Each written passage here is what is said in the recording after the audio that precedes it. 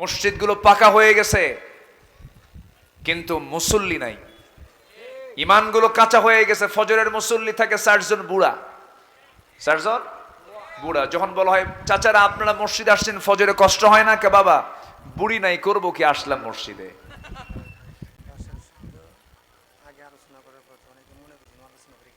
ও আচ্ছা, আমি অবাক হয়ে যাই, এই দেশের 18 কোটি মুসলমানের মাত্র 5% নামাজ পড়ে।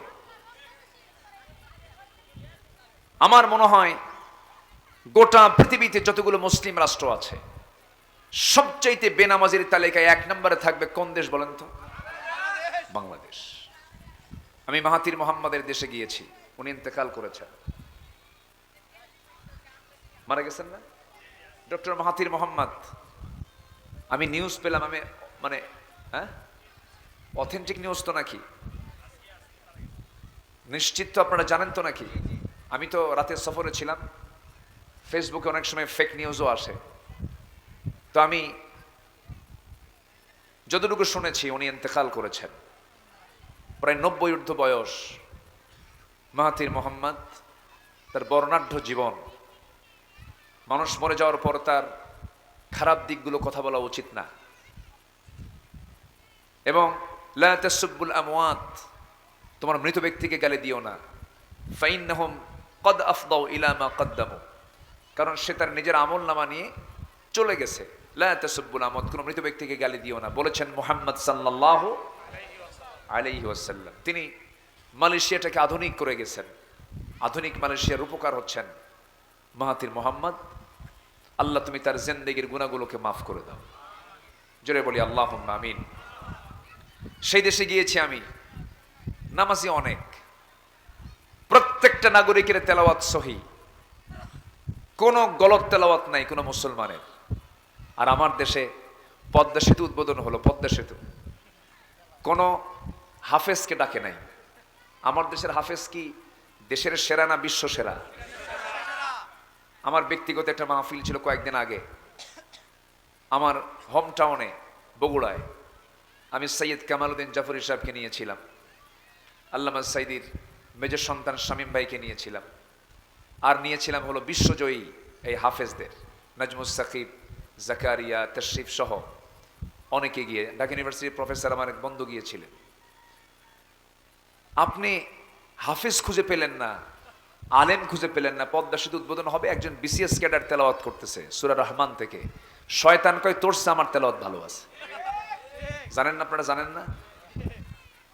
আমার দেশের বিসিএস ক্যাডারের যদি তেলাওয়াত শোনেন, মুসলিম দেশের নাগরিক হয়ে এগুলো লজ্জাস্কর। আমরা শিক্ষা ব্যবস্থাকে সুন্দর করে ঢেলে সাজাতে চাই। বিসিএস ভাইবা বোর্ডের যতগুলো প্রশ্ন হবে প্রত্যেকটি প্রশ্নের ভিতরে একটা ভাইবা প্রশ্ন থাকবে, কোরআনের যে কোনো পৃষ্ঠা থেকে তোমাকে তেলাওয়াত করতে হবে। শুদ্ধ করে তেলাওয়াত করলে ভাইবা টিকবা, ঠিক কিনা? ঠিক আছে, এটা প্রয়োজন। সম্মানিত বন্ধুগণ, শিক্ষা নিয়ে কাজ করতে হবে। এই 16 বছর কাজ করতেই দেয় নাই। আমার ভাইয়েরা কোন মাদ্রাসা করতে গেছে ভেঙে দিছে, কেউ কিছু করতে পারিনি, তো বিছানায় ঘুমাতে পারি নাই আমরা। গত 5 অগাস্টের পর আমার নিজের হোম টাউনে আমি একটা মাদ্রাসা চালু করেছি। একটা ছেলে ক্লাস 5 পাস করবে, 10 বছর ফিল আপ হবে, বাংলা ইংরেজি সব শিখবে, সাথে অটোমেটিক্যালি তার 30 পারা কোরআন তার মুখস্থ হয়ে যাবে। আপনার ছেলে ডাক্তার হোক সমস্যা নাই, ইঞ্জিনিয়ার হোক, জজ হোক, ব্যারিস্টার হোক, এমপি, এসপি, রাজনীতিবিদ, মন্ত্রী, প্রেসিডেন্ট সব হবে, কিন্তু আপনার সন্তান হবে হাফেজ ডাক্তার, হাফেজ ইঞ্জিনিয়ার, হাফেজ জজ, হাফেজ এমপি, হাফেজ মন্ত্রী। আল্লাহর কসম করে বলি, দেশের দুর্নীতি 0 পর্যায়ে চলে আসবে, ঠিক কিনা বলেন? এই জন্য সবার আগে আমাদের হাত দিতে হবে কোথায়? শিক্ষায়। বলেন কোথায় কোথায় কোথায়? শিক্ষা তো শেষ করে দিয়েছে এরা, শিক্ষার কিছু রাখে নাই। সমকামিতাকে প্রমোট করার জন্য ট্রান্সজেন্ডারকে প্রমোট করার জন্য সিলেবাসের মধ্যে ঢুকাতে চেয়েছিল তারা। আমরা মূল যে কাজগুলো আমরা হাত দেব, আমার সন্তানদেরকে আর ইসলাম থেকে দূরে রাখবো না। গত পরশুদিন জানেন কিনা, এক ছেলে তার মাকে 500 টাকার বিনিময়ে নাক মুখ চেপে ধরে তাকে দুনিয়া থেকে বিদায় করে দিয়েছে। চিন্তা করে দেখেন, কেন মারল? কি জন্য মারল? সামাজিক কারণ।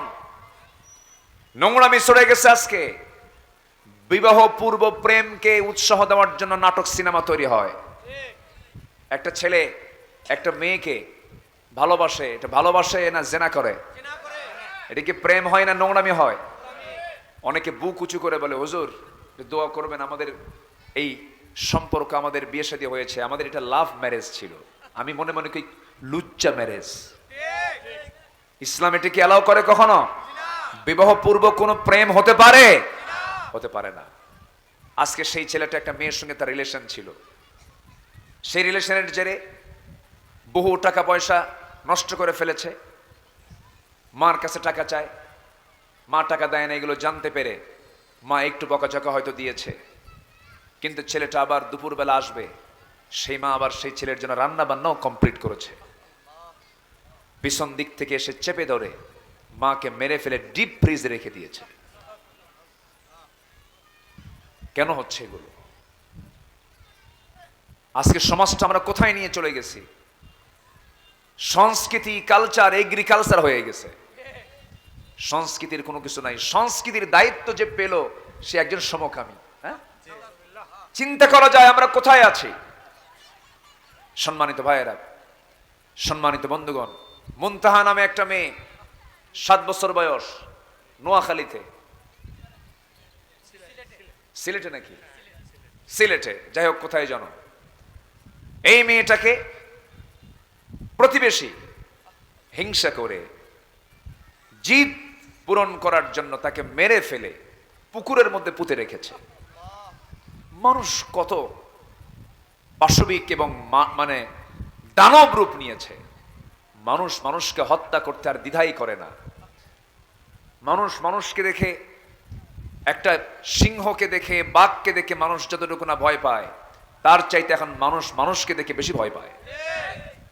মানুষ এতটাই হিংস্র রূপ নিয়েছে কেন? মূল কারণ হলো আমার দেশের শিক্ষা ব্যবস্থায় কি নাই বলেন, কি নাই বলেন? এবং সমাজে কিসের বিধান চালু নাই? কোরআনের বিধান চালু নাই। এবং সন্ত্রাস নির্ভর রাজনীতি আমরা 53 বছর দেখেছি। এই 53 বছর কেউ 25 বছর দেশ চালিয়েছে, কেউ 16 বছর, কেউ 9 বছর, আর মাঝখান দিয়ে মঈনুদ্দিন ফখরুদ্দিনরা কয়েক বছর। এই 53 বছর সব দেখা শেষ। আগামীর দেশ আমরা দেখতে চাই কোরআনের দেশ। রাজি আছেন কারা কারা? হাত উঁচু করে দেখান মুসলমান।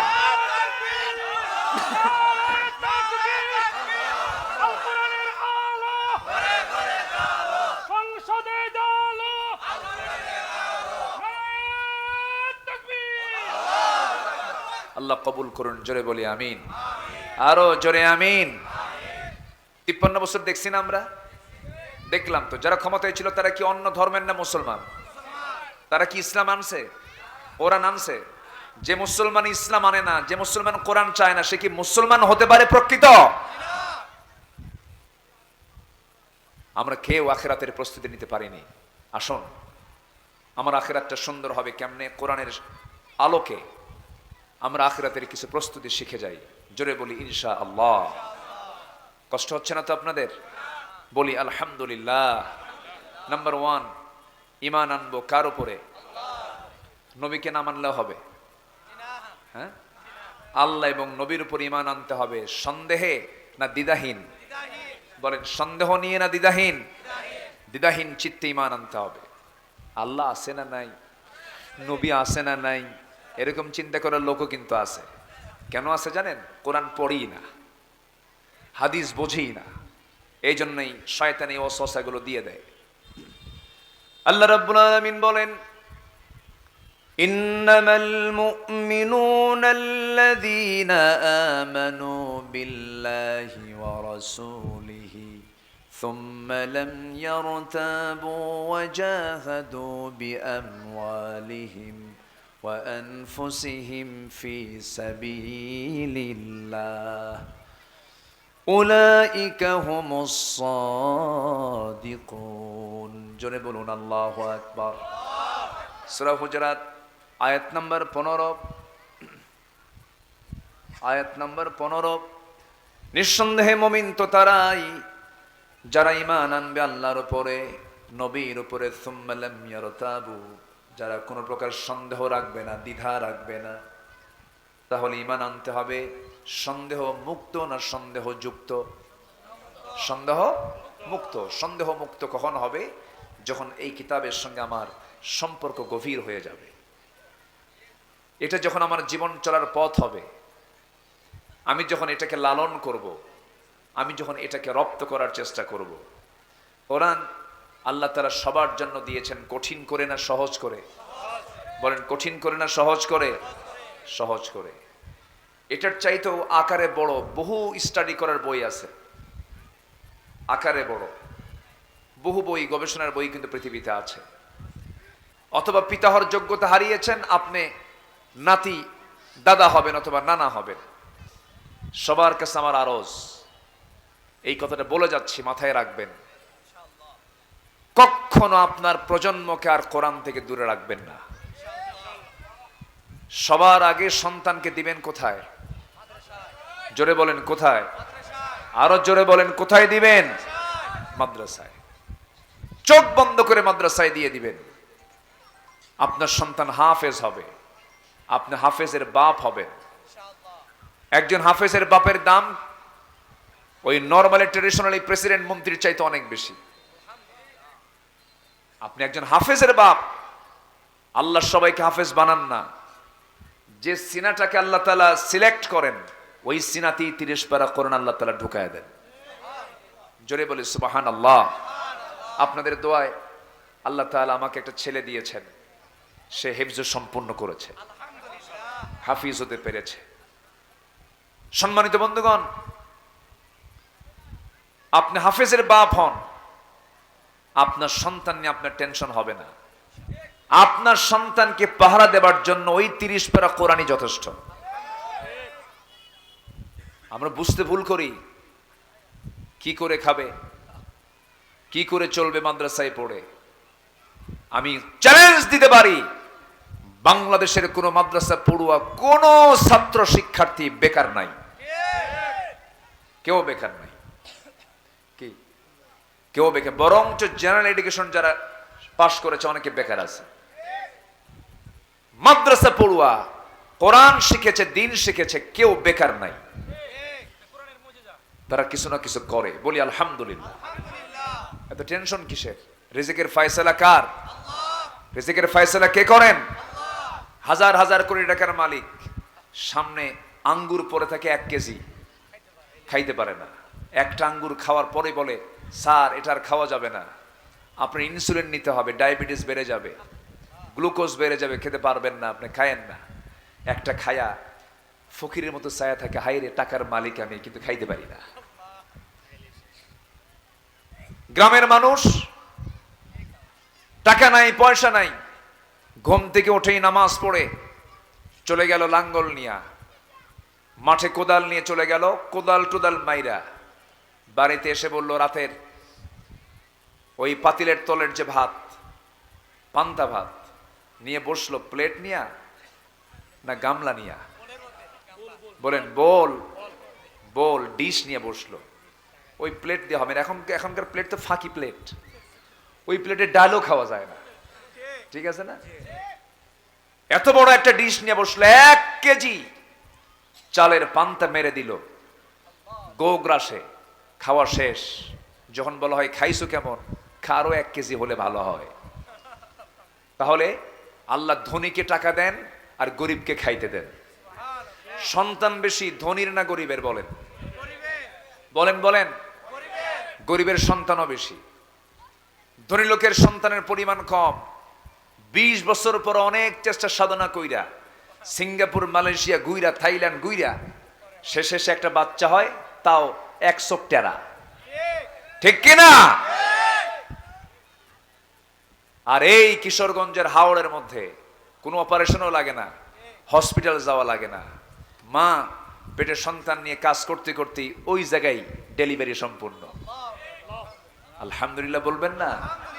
জোরে বলি আলহামদুলিল্লাহ। অর্থাৎ বরকত রিজিক কে দেন? রিজিকের ফয়সালার জন্য কারো অপেক্ষায় থাকতে হবে না, আমার রিজিকের ফয়সালা করবেন কে? আল্লাহ তাআলা। আমার বন্ধুগণ, ইমানটা মজবুত করতে হবে। ইমানের ভিতরে কোনো গলত রাখা যাবে না, ইমানের ভিতরে কোনো প্রকার সংশয় রাখা যাবে না, শিরকের কোনো ছোঁয়া রাখা যাবে না। যে ব্যক্তি ইমানটাকে ফ্রেশ করবে, মহান রব্বুল আলামিন আরেক জায়গায় বলছেন, ওয়াল্লাযীনা আমানু ওয়ালাম ইয়ালবিসু ঈমানাহুম বিযুলমিন উলাইকা লাহুমুল আমনু ওয়া হুম মুহতাদুন। জোরে বলি আল্লাহু আকবার। ঈমান যারা আনবে এবং যারা জুলুমের দ্বারা যারা আচ্ছাদিত হবে না, যারা শিরকের দ্বারা আচ্ছাদিত হবে না, আল্লাহ বলছেন সেই সমস্ত বান্দাই হলো নিরাপদের বান্দা, তারাই নিরাপত্তা পেয়ে যাবে, তারা হেদায়েত প্রাপ্ত হয়ে যাবে। এই জন্য শিরিক মিশ্রিত ঈমান আনলে হবে না, বেদাত মিশ্রিত ঈমান আনলে হবে না।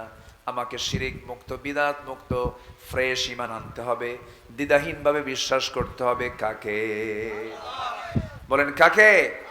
আল্লাহকে। আল্লাহর প্রতি বিশ্বাস এটা পরিপূর্ণ থাকতে হবে। এটা হচ্ছে আখিরাতের প্রস্তুতির 1 নম্বর পর্ব।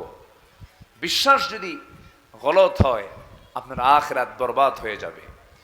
সম্মানিত ভাইয়ের সাথে আল্লাহ তাআলা ওই আয়াতেই, আমি 1 নম্বর তালিকা এটা রেখে দিয়েছি। 1 নম্বর আখিরাতের প্রস্তুতি, 1 নম্বরের মধ্যে একটা হচ্ছে বিশ্বাস, আরেকটা হচ্ছে জান এবং মাল খরচ করতে হবে কার পথে? জিহাদ করতে হবে কার পথে? আল্লাহর পথে। জিহাদ একটা হুকুম, এটা অনেকে মানতেই চায় না, আছে না নাই বলেন তো? জিহাদ যে একটা হুকুম, অনেকে এটা বলে যে জিহাদ তো হয়ে গেছে বদরে, জিহাদ হয়ে গেছে উহুদে, এখন আর জিহাদ নাই। এরকম চিন্তা চেতনার কিছু লোক আছে না নাই? এই যে 5ই আগস্ট পর্যন্ত সন্তানরা যে আন্দোলনগুলো করলো, এটা কি সংগ্রাম না? আজ থেকে সংগ্রাম কিনা বলেন? সংগ্রামের আরবি কি বলেন? সংগ্রামের আরবি কি? জিহাদ। কিন্তু সেই জিহাদটা হতে হবে কার পথে? আল্লাহর পথে। আল্লাহর পথে জিহাদ থাকতে হবে। আল্লাহ রাব্বুল আলামিন সূরা হুজরাতের 15 নম্বর আয়াতে 2টা বিষয়ের হুকুম দিলেন। ঈমানটা ফ্রেশ করো, সন্দেহ মুক্ত, সুম্মা লাম ইয়ারতাবু ওয়াজাহাদু বিআমওয়ালিহিম ওয়া আনফুসিহিম ফি সাবিলিল্লাহ। আল্লাহর রাস্তায় জিহাদ করো, মাল দিয়ে, জান দিয়ে। আল্লাহ তাআলা আগে মাল চেয়েছেন, কারণ মালের মোহাব্বত যতক্ষণ পর্যন্ত না কমবে, বান্দা ততক্ষণ পর্যন্ত জান দেওয়ার প্রস্তুতি নিতে পারবে না। আল্লাহকে মাল চেয়েছেন, এরপরে জান চেয়েছেন। আমার বন্ধুগণ, এই জিহাদের গুরুত্ব অনেকেই বুঝতে চান না, অনেকে এটাকে অবহেলার চোখে দেখেন। অথচ রাসূল বললেন জিহাদ হলো সর্বোচ্চ চূড়ার নাম। আমার নবীজি তার নবুয়তের জিন্দেগির 10 বছর কেটেছে জিহাদের মধ্য দিয়ে সরাসরি। আমার নবীজি তার শেষ বছরের 10 বছর মদিনায় থেকে একটা নয়, 2টা নয়, তিনি যুদ্ধ পরিচালনা করেছেন মোটামুটি 86টা। কয়টা বলেন তো? 86টা যুদ্ধ তিনি পরিচালনা করেছেন। কিছু যুদ্ধে তিনি গেছেন, কিছু যুদ্ধে তিনি নিজে যেতে পারেন নাই। মোট 86টি যুদ্ধ পরিচালিত হয়েছে তার জীবদ্দশায় 10 বছরে। তাহলে এখন বলেন, গড়ে প্রত্যেক বছরে যুদ্ধ করা লাগছে কয়টা বলেন? 10 বছরে 86টা জিহাদ হয়েছে, গাজওয়া, জিহাদ, সংগ্রাম করতে হয়েছে। তাহলে প্রত্যেক বছরে গড়ে 8 থেকে 9টা যুদ্ধে অংশগ্রহণ করতে হয়েছে মুসলিম মুজাহিদের। আমরা সেই জিহাদকে গুরুত্বর চোখে দেখব না। দিন বিজয়ের জন্য শুধু নামাজ দিয়ে হবে না, দিন বিজয়ের জন্য শুধু হজ দিয়ে হবে না, দিন বিজয়ের জন্য ফেরাউনকে মোকাবেলা করার জন্য, নমরুদকে মোকাবেলা করার জন্য জিহাদের প্রয়োজন আছে না নাই? আছে। আমার নবীজি শুধু ডাক দিয়েছেন, ডাকতে দেরি হয়েছে, যেতে দেরি হয়নি। আল্লাহু আকবার। আমার নবীজি যতগুলো যুদ্ধ পরিচালনা করেছেন এর মধ্যে একটা অন্যতম যুদ্ধ হলো যেটা রোমানদের বিরুদ্ধে হয়েছিল। সেই যুদ্ধে রাসূল অংশগ্রহণ করতে পারেননি মুনাফিকদের কারণে, এবং মদিনার আশপাশে কিছু ইহুদি ছিল, তাদের ষড়যন্ত্র মারাত্মক ছিল, উনি মদিনা থেকে বের হতে পারেন নাই। এইদিকে এখানে একজন বসে যান, এখানে একজন বসেন। এইদিকে 1,00,000 রোমান সৈন্য মুতার প্রান্তরে পাঠিয়ে দিয়েছে। আমার নবীজির কানে সংবাদটা চলে গেল। আমার নবীজি বললেন, সাহাবীরা কারা আছো? 1,00,000 সৈন্য নিয়ে রোমানরা দাঁড়িয়ে গেছে, তোমরা কি যুদ্ধে যেতে রাজি আছো? 3,000 সাহাবী একসঙ্গে আমার নবীর সামনে দাঁড়ায় গেলেন। কত হাজার বলেন? কত হাজার? আর বাতিল শক্তিদের সৈন্য সংখ্যা কত? 1,00,000। 3,000 সৈন্য দাঁড়িয়ে গেলেন। কেউ কিন্তু বললেন না, হুজুর এই অসম যুদ্ধে কোথায় 1,00,000 আর কোথায় 3,000, আমরা যাব না, বললেন না। বললেন, হুজুর বলেন। রাসূল বললেন, যুদ্ধের প্রস্তুতি নিতে হবে, যুদ্ধে যেতে হবে, আমি যেতে পারছি না।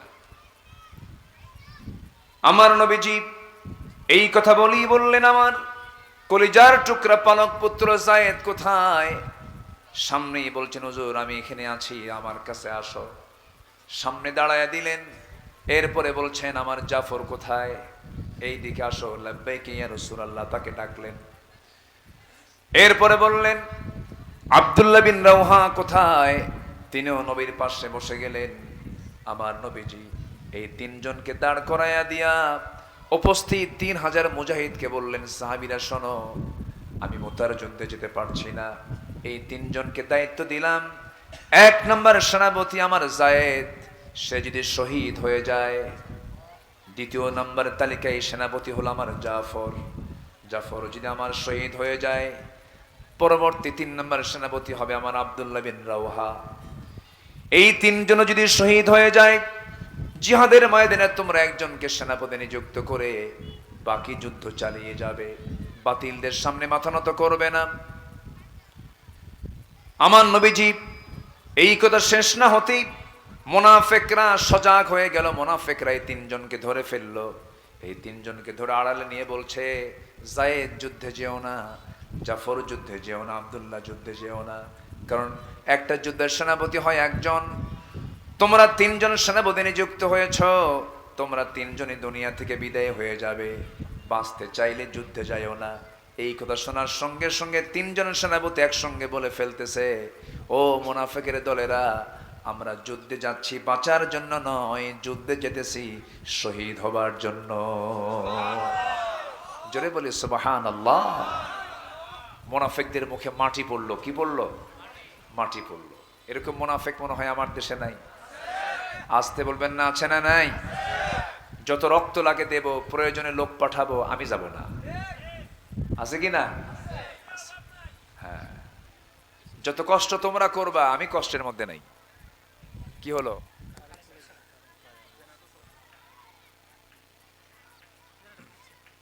করেন, সুন্দর হচ্ছে না, কিন্তু একটু সুন্দর করার চেষ্টা করেন। একটু জিকির করি, লা ইলাহা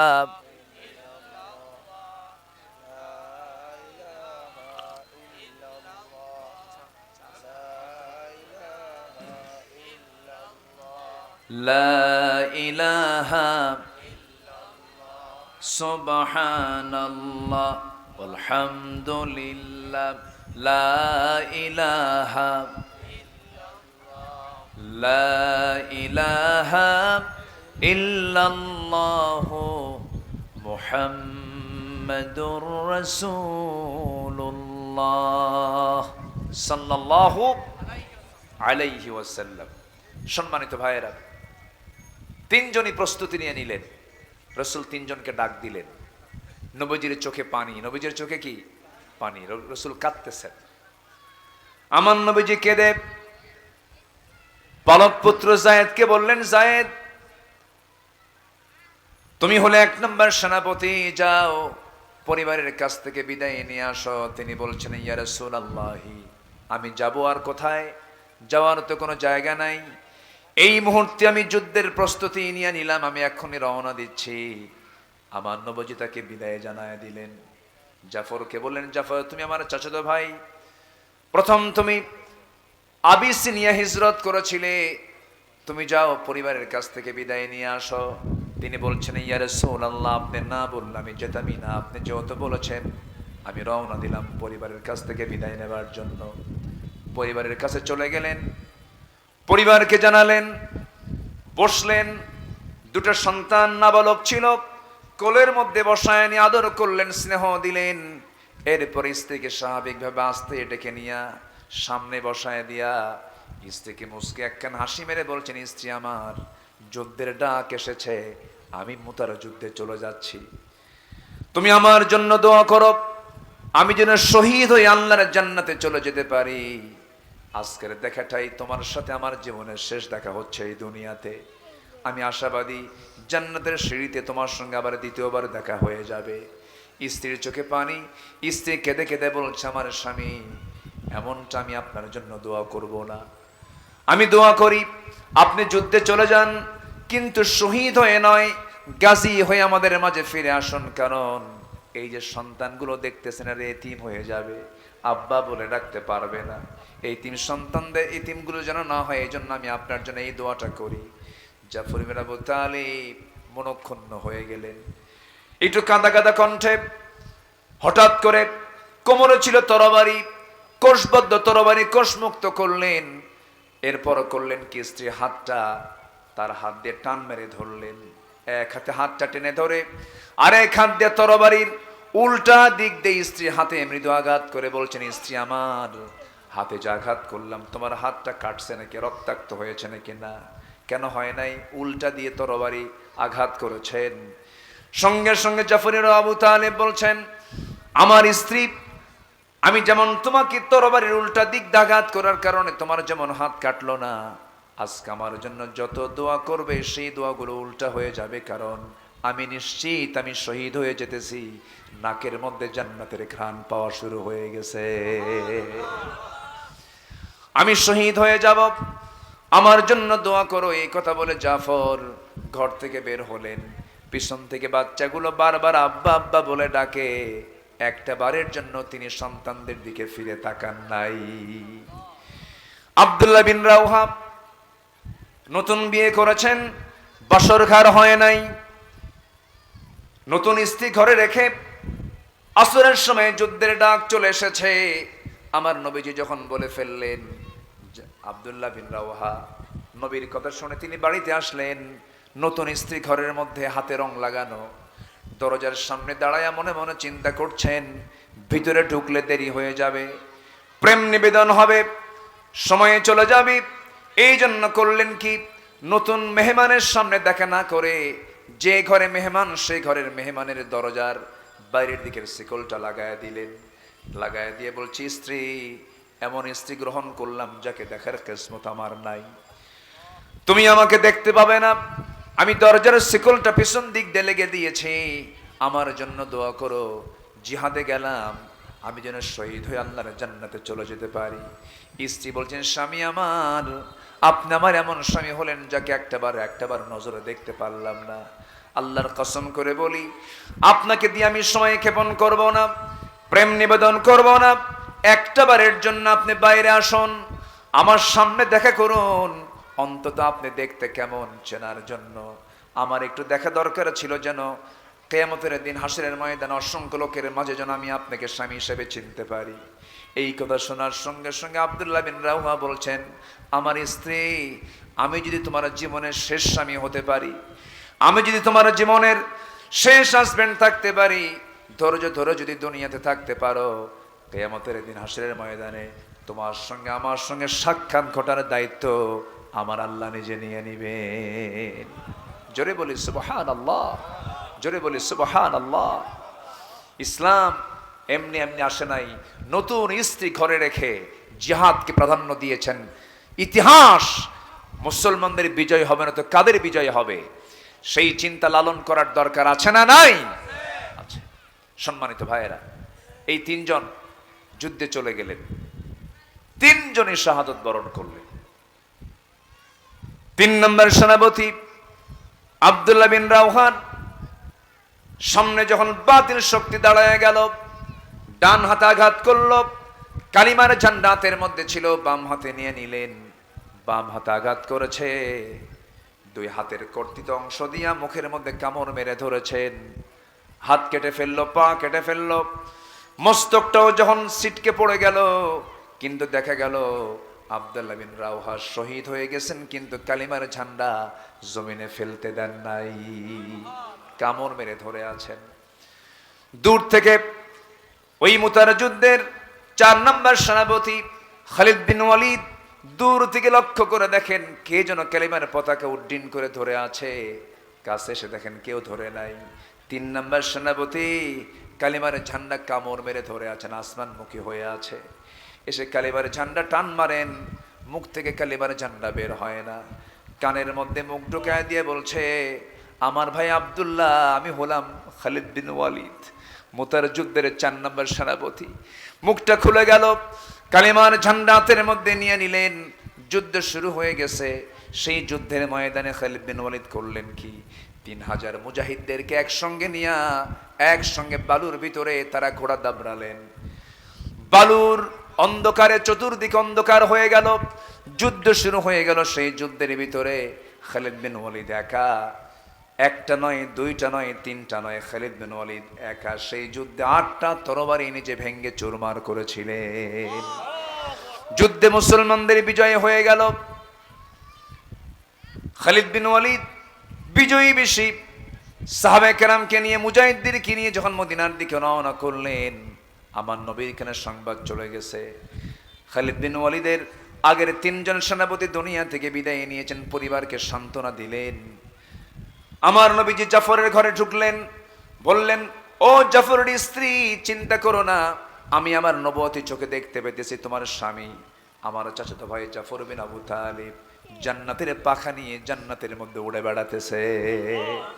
আমার খালিদ জান্নাতে উড়ে বেড়াচ্ছে, আমার আব্দুল্লাহ জান্নাতের মধ্যে উড়ে বেড়াচ্ছে।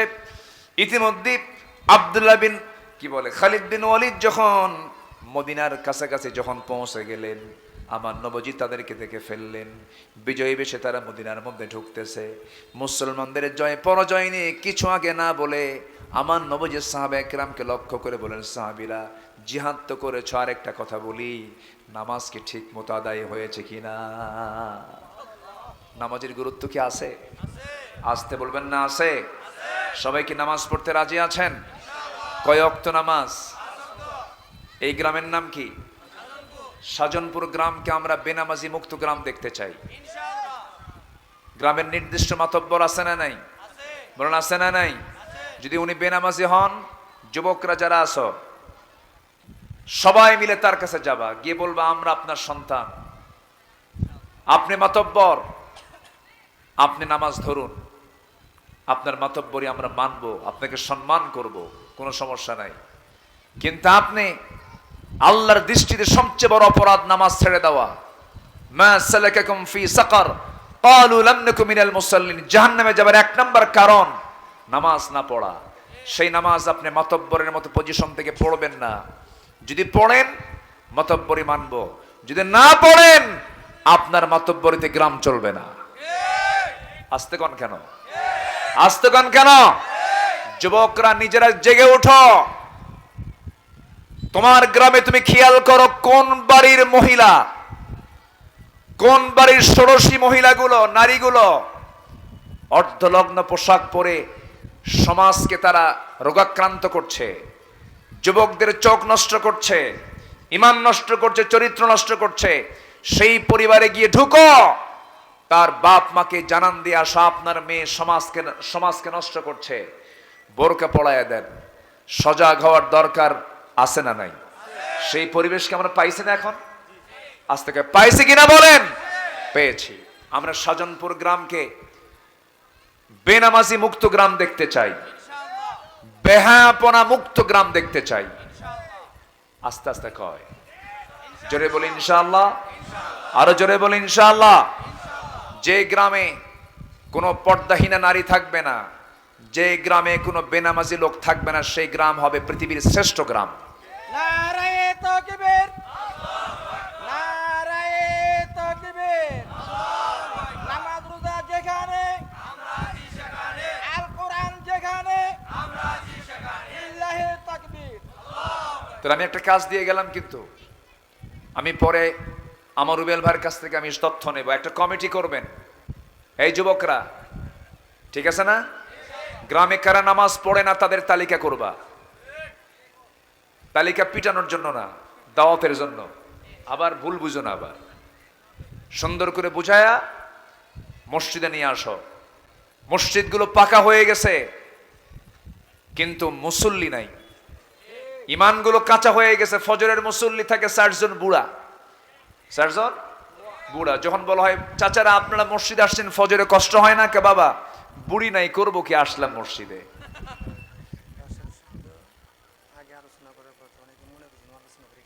ও আচ্ছা, আমি বলে দিচ্ছি। হ্যাঁ, তাহলে মসজিদ কি বুড়ার জন্য না সবার জন্য? ছোট্ট ছোট্ট বাচ্চারাও মসজিদে ঢুকবে। মসজিদ হবে অবাল বৃদ্ধ বনিতা সবার সেজদার জায়গা। যে বাচ্চাটা হাঁটা শিখেছে সেই বাচ্চাও মসজিদে যাবে। আমার কথা কি বুঝতেছেন? কিছু কিছু বুড়া চাচা আছে মসজিদ দখল করে রাখে। ছোট ছোট বাচ্চারা গেলেই চোখ এরকম গরুর মতো বানায়, আছে না নাই?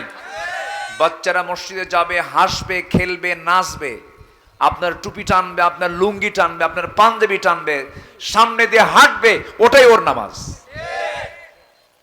ক্লিয়ার কথা?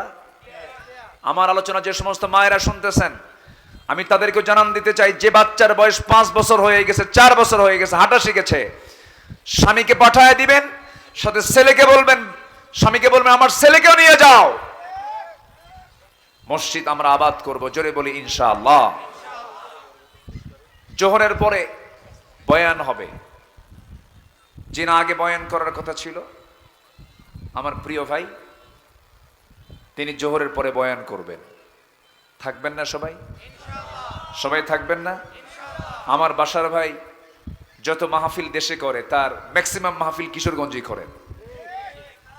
ওনার প্রিয় জায়গা। ওনার আমার মনে কুমিল্লা, তো ওনার বাড়ি কুমিল্লা, কুমিল্লা এত মাহফিল করে না। এত মাহফিল উনি কিশোরগঞ্জে রেখে রাখেন, আসেন উনি। এটা মহব্বত হয়ে গেলে যা হয়। আমি মাঝে মাঝে বলি যে বাসার ভাই, তাহলে এই এলাকায় যখন এত মাহফিল করেন, আপনার জনপ্রিয় তো মার্শাল্লাহ আলহামদুলিল্লাহ, তো এদিকে ইলেকশন করি। মাঝে মাঝে কই এই কথা। খুব ভালো। কিশোরগঞ্জে সবচাইতে বেশি মাহফিল করা লোক হচ্ছে আমার বাসার ভাই। আমার সুযোগ হয় না, আমার গোটা দেশে যেতে হয়। বাসার ভাই আবার বেশি দূরে যেতে চান না। আমার একদম সেই পঞ্চগড় থেকে, টেকনাফ থেকে তেঁতুলিয়া, রূপসা থেকে পাথরিয়া, সুন্দর বান্দরবান, মানে সব জায়গায় এই কমিটিগুলো আমি বাধ্য হই মাঝে মাঝে। কি করবেন এখন? বলে যে হুজুর আপনি না আসলে মাহফিলই করব না। এই একটা সিচুয়েশন। তো মাহফিলগুলো সব জায়গায় যেতে হয়। এর মাঝে আমারও কিশোরগঞ্জ খুব ভালো লাগে। এখানে তো কোনো বুড়া নাই, তো সব কিশোর। আমার ভালো লাগে, এই জন্য আমি আসি। আমিও কিশোরগঞ্জে আসি। কিশোরগঞ্জকে আল্লাহ তাআলা কবুল করুন। জোরে বলি আল্লাহুম্মা আমিন। কিশোরগঞ্জের প্রকৃতি সারা জীবন এরকমই থাকবে। হাওর, নিচু এলাকা, গ্রামীণ একটা ভাব, এত সুন্দর। আমি যখন আজকে ভোরে এসেছি, আমি ছিলাম নাটোর, সেখান থেকে আসছি ভোরে, এত সুন্দর লাগলো। নির্মল হাওয়া, কি সুন্দর পরিবেশ। আল্লাহ তুমি কিশোরগঞ্জের প্রতিটি মানুষকে দিনমুখী, কোরআনমুখী বানাও। জোরে বলি আমিন। তাহলে সবার আগে সমাজ আমার দেখতে হবে, গ্রাম দেখতে হবে।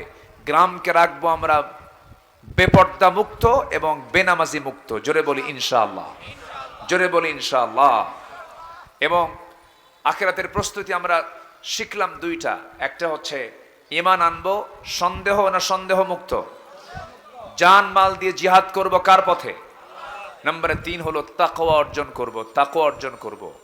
বাঁশঝাড় চিনেন তো? বাঁশঝাড়, বাঁশঝাড়ে কেউ যদি চোখ বন্ধ করে দৌড় মারে, ওর চামড়া থাকবে? চোখ হাত পা থাকবে? থাকবে না। একটা বাঁশঝাড়ে দৌড় মারতে নিলে যেমন ক্ষতিগ্রস্ত হয়ে যাবে, বাঁশঝাড় পার হওয়ার জন্য তার ডালপালাগুলো আস্তে আস্তে সরায় দিয়ে যেমন তার বাঁশঝাড় অতিক্রম করতে হয়, এই দুনিয়ার জিন্দেগিতে বান্দা চলতে গিয়ে সামনে সুদ পাবে, সুদ খাবে না, জেনা দেখবে, জেনা করবে না, মদের দোকান পাবে, মদের বোতল পাবে, মদের বোতলে যাবে না।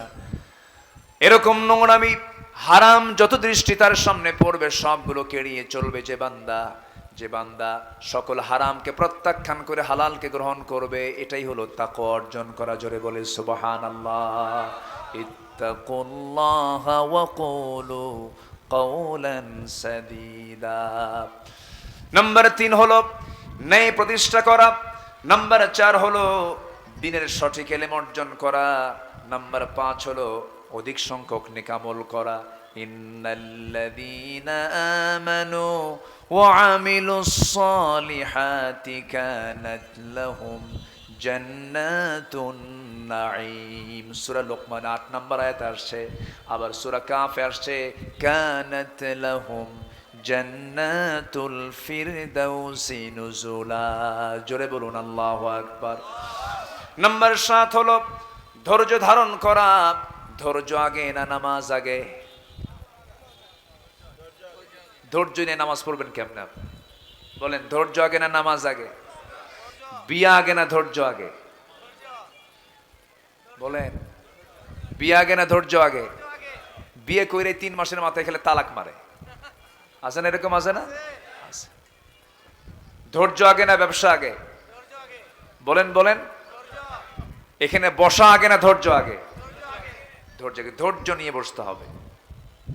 সব জায়গায় ধৈর্য লাগে। নামাজ আজান দিচ্ছে আর আমরা 10টা মিনিট আমরা কথা শুনবো, জোরে বলি ইনশাআল্লাহ। আজান হোক, সমস্যা নাই। সম্মানিত ভাইয়েরা, তাহলে ধৈর্যশীল আমরা হব। নাম্বার 8 হচ্ছে আল্লাহর প্রতি ভরসা রাখবো। আমরা ভরসা করবো কার উপরে? ওয়ামান ইয়াতাওয়াক্কাল আলাল্লাহ ফাহুয়া হাসবুহ। রুবেল ভাই, আপনি আজানের জবাবটা নেন, আমি একটু কথা চালিয়ে যাই। জি, ওয়ামান ইয়াতাওয়াক্কাল আলাল্লাহ ফাহুয়া হাসবুহ। যারা আল্লাহর প্রতি ভরসা রাখবে তার জন্য যথেষ্ট কে হবেন? আল্লাহ হবেন। আল্লাহই যথেষ্ট হবেন। তাওয়াক্কুল করব কার উপরে? আল্লাহর উপরে। নাম্বার 8 হলো দুনিয়ার ভোগ বিলাসে নিমগ্ন না হয়ে আখিরাতের আবাসকে মূল লক্ষ্য হিসাবে স্থির করা। ওয়ামাল হায়াতুদ দুনিয়া ইল্লা লাইবুন ওয়া লাহবুন ওয়া ইন্নাদ দারাল আখিরাতা লাহিয়াল হায়ওয়ান লাউ কানু ইয়ালামুন। এরপরে নাম্বার 9 হলো নিজেকে এবং পরিবারকে জাহান্নাম থেকে বাঁচানোর চেষ্টা করা। নাম্বার 10 হলো তওবা করা। নাম্বার 10 কি বলেন তো? তওবা করা। আমরা তওবা করব কার কাছে? মাফ করবেন কে? তওবা না করলে কি মাফ করবেন? আমরা আল্লাহর কাছে তওবা করব নিয়মিত। আমার রাসূল দিনে 112 বেশি বার তওবা করেছেন। ফাইন্নী আতুবু ফিল ইয়াউমি 100 মাররা। রাসূল বলেছেন আমি সারা দিনে 112 বেশি বার তওবা করি। আর আমার দেশের এক নেতা লতিফ সিদ্দিকী কয় আমি আল্লাহর কাছে আমিন কই না, কারণ আমার কোনো গুনাহই নাই। জোরে কোন নাউযুবিল্লাহ। কত বড় বাটপাড়ার বদমাইশ! কোন ন্যূনতম দিনের কোন জ্ঞানই নাই। এগুলো জানোয়ার বললে ভুল হবে। উলাইকা কাল আনআম বাল হুম আদাল। বলে যে আমার তো গুনাহ নাই, আমি আমিন কব কেন? হুজুর আমিন কয়, আমি আমিন কই না। আমরা তওবা করব কার কাছে? আমার নবীর কোনো গুনাহ ছিল? রাসূল দিনে 112 বেশি বার তওবা করেছেন, মাফ চেয়েছেন। তুবু ইলাল্লাহ ফাইন্নী আতুবু ফিল ইয়াউমি 100 মাররা। আমি নিজে রাসূল দিনে 112 বেশি বার তওবা করি। নাম্বার 11 আল্লাহর পথে ব্যয় করা। আমরা কার পথে ব্যয় করব? এগুলো হচ্ছে আখিরাতের প্রস্তুতি। নাম্বার 13 হচ্ছে শিরকের অন্তর্ভুক্ত সকল কর্মকাণ্ড থেকে নিজেকে দূরে রাখা। মুনিবিনা ইলাইহি ওয়াত্তাকু ওয়া আকিমুস সালাহ ওয়া লা তাকুনু মিনাল মুশরিকিন মিনাল্লাযিনা ফাররাকু দীনাহুম ওয়া কানু শিয়া কুল্লু হিজবিন বিমা লাদাইহিম ফারিহুন। আল্লাহু আকবার বলে। সময় তো কম, এইজন্য আমি সুর আর দিতে পারতেছি না। আমাদের আবার আমার আলোচনা শুনতে নিলে আবার অনেকে বলে হুজুর এমনি বলবেন না, সুর দিবেন একটু।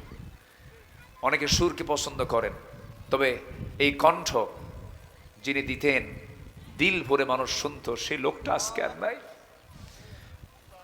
আমরা তাকে হারিয়েছি। যে মাঠেই বসি, যে চেয়ারেই বসি, যে মঞ্চে উঠি, বারবার তার কথা মনে পড়ে।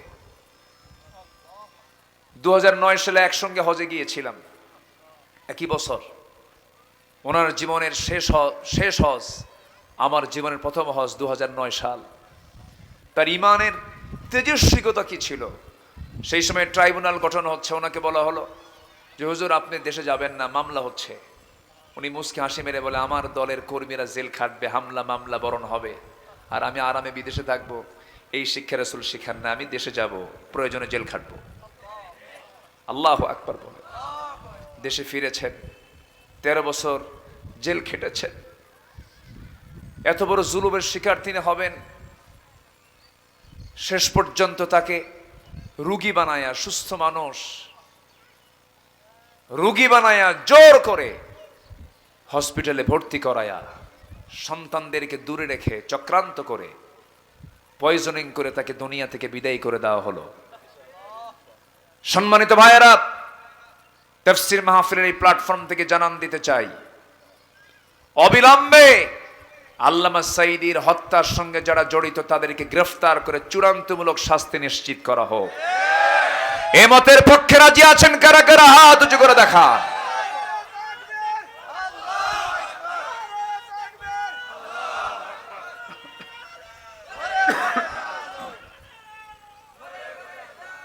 আল্লাহ কবুল করুন, জোরে বলি আমিন, আরো জোরে আমিন।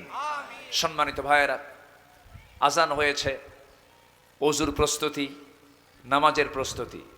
এরপরে আমার ভাই মেহমান আবুল কালাম আজাদ বাশার ভাই তিনি আসবেন, তার আলোচনায় সবাই উপস্থিত থাকবেন, এই আশাবাদ কামনা করছি। ছোট্ট একটা দোয়ার মধ্য দিয়ে আমি এখন শেষ করছি। সবাই বসুন, ছোট্ট দোয়ার মধ্য দিয়ে এই অধিবেশন শেষ করছি। জোহরের পর আবার যথারীতি প্রোগ্রাম শুরু হবে, বলি ইনশাআল্লাহ। আল্লাহুম্মা আমিন।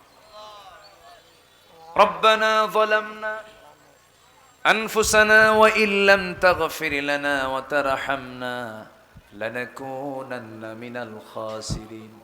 আয় আল্লাহ তাআলা, ঠিক দুপুর বেলা আকাশে প্রখর রোদ, হাজারো মুসলমান নরনারী নিয়ে তোমার কালামের 2-3টা আয়াতকে সামনে রেখে প্রিপারেশন অফ আখিরাহ, আখিরাতের প্রস্তুতি নিয়ে কিছু কথা বলেছি।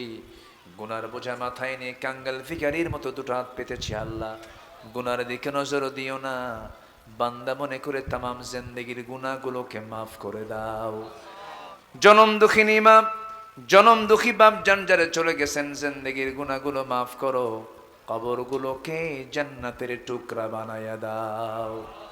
রব্বির হামহুমা কামা রব্বায়ানি সগীরা, রব্বির হামহুমা কামা রব্বায়ানি সগীরা, রব্বির হামহুমা কামা রব্বায়ানি সগীরা। আমার রুবেল ভাই তার অসুস্থ মার জন্য দোয়া চেয়েছেন। আল্লাহ তুমি তাকে সেহাতে কুল্লিয়া দান করো, শফায়ে কামেলা আজলা দান করো। আমার সঙ্গে যারা আমিন আমিন করছেন, কার মনে কোন জ্বালা কোন সমস্যা জানি না, যার যার সমস্যা তুমি আল্লাহ সমাধান করে দাও। রোগাক্রান্ত রোগ মুক্ত করে দাও, ঋণগ্রস্ত ঋণ মুক্ত হওয়ার তৌফিক দিয়া দাও। এক কথায় যার যার সমস্যা তুমি আল্লাহ সমাধান করে দাও। আয় আল্লাহ তাআলা পরিবারে অশান্তি শান্তি দাও, অবাধ্য সন্তান অনুগত করে দাও। আয় আল্লাহ তাআলা এই এলাকায় শস্য দিয়ে অনেক ফসলাদি এখানে আবাদ হয়, সকল প্রকার বালা মুসিবত থেকে তুমি আল্লাহ হেফাজত করো। অনেকে অনেক প্রকার দোয়া চেয়েছেন, যার যা চাওয়া তুমি আল্লাহ পাওয়া করে দিও। আয় আল্লাহ তাআলা এই মাহফিলের জন্য যারা সহযোগিতা করেছেন, শ্রম দিয়েছেন, অর্থ দিয়েছেন, সবার সহযোগিতাকে তুমি আল্লাহ দয়া করে কবুল আর মঞ্জুর করে নাও। স্বজনপুর গ্রামকে একটি আদর্শ গ্রাম হিসেবে তুমি আল্লাহ কবুল আর মঞ্জুর করে নাও। দুনিয়া থেকে কোন দিন বিদায় হব জানি না রে, ডান হাতে আমলনামা না আসা পর্যন্ত মরণ দিও না। যেদিন মরে যাব টান মেরে ঘর থেকে বের করে দেবে, জীবনের শেষ গোসলটা হয়ে যাবে, মরা মুখ সব দেখে দেখে চলে যাবে, কবরে শোয়া দেবে, বাঁশ চাপা দেবে, মাটি চাপা দেবে। 24 ঘন্টা যাবে না, মাথার চুলগুলো খসে খসে পড়বে। 3 দিন যাবে না, চামড়াগুলো গলে গলে পোকার পেটের খাবার হবে। মাত্র 7টা দিন পেটের নারী বুড়ি সব বের হয়ে কিম্বুত কিমাকার চেহারা হয়ে যাবে রে। 3 মাস পর যদি কবর খনন করে দেখা হয়, কয়েকটা হাড় ছাড়া কিচ্ছু খুঁজে পাওয়া যাবে না। এই তো জীবন আমার আল্লাহ, তোমার সঙ্গে মোহাব্বত বেশি গাঢ় হওয়ার তৌফিক তুমি আল্লাহ দিয়া দাও। মৌতের সময় জবানে জারি করে দিও লা ইলাহা ইল্লাল্লাহু মুহাম্মাদুর রাসূলুল্লাহ।